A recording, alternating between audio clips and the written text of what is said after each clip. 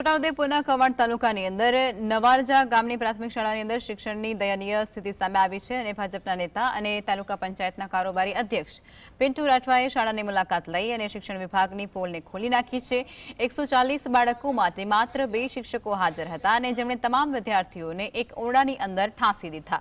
ધોરણ 7 અને ધોરણ 8ની અંદર અભ્યાસ કરતા વિદ્યાર્થીઓને લખવા અને વાંચવાનું આવડતું નથી। ધોરણ 8ના બાળકો ઇંગ્લિશની અંદર નામ પણ નથી લખી શકતા, ત્યારે શિક્ષકોને તાલુકા अधिकारीओना नाम पण खबर नथी। शाळानी अंदर बीएનું खाली टीन અને બંધ वोटर कूलर पण मळी આવ્યું છે। एक शिक्षक બેંકના કામે ગયો હતો અને પરત આવ્યો જ ન હતો। આપણે અંદર જોયું કે આખા ક્લાસમાં 1 થી 8 ધોરણના બાળકોને એક સંગાતે બેહાડ્યા હતા। સફોકેશન થાય છે અને કોઈ નાની મોટી બીમારી બાળકને હોય તો ચક્કર પણ આવી જવાની પૂરેપૂરી શક્યતા છે।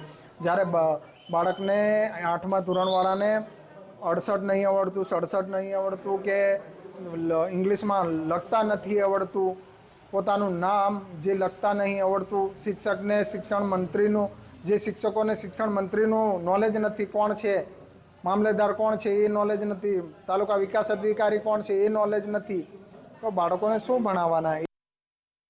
प्रार्थना पती पछी बाळकोनी हाजरी पूरवानी ने बालवाटिकाथी धोरण 8 नी मैडम नथी अहींया तालीममां गया छे એટલે એ લોકોની હાજરી પૂરવા માટે સાથે બેહાડ્યા છે। હાજરી પૂરાઈ ગઈ છે અડધી, જોવું હોય તો જોઈ લો તમે। એ અડધી હાજરી પતે એટલે એ લોકોના 2 વર્ગ કને અલગ બેસાડવાના હતા અમે, પણ એ પહેલાં તમારી આ રિપોર્ટરની ટીમ આવી ગઈ ને સવાલ ચાલુ થઈ ગયા એટલે સાથે જ છે જ બેસે। બધા કાચા નથી, અમુક કાચા છે, એ તો હું એ માનું છું।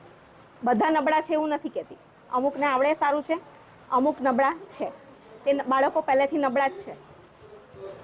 અમે 6 થી 8 ભણાવીએ છીએ, બરાબર। 1 થી 5 માં બીજી સ્કૂલમાંથી ભણીને આવ્યા હોય ને તે બી નબળા છે, અમુક અમારી સ્કૂલના બી કોઈ હશે નબળા, નથી એવું નથી કહેતી। છોટાઉદેપુર જિલ્લાના કવાંટ તાલુકાના નવારજા ગામે ચાલતી પ્રાથમિક શાળામાં ધુપ્પલ શિક્ષણ ચાલી રહ્યું છે। આપ તસવીરોમાં જોઈ રહ્યા છો, 1 થી 8ની પ્રાથમિક શાળા છે, ત્યાં ઠાંસીને બાળકોને ભરવામાં આવ્યા છે। બીજી તરફ આ બાળકોને જે શિક્ષણ આપવામાં આવે છે તે કાચું આપવામાં આવે છે।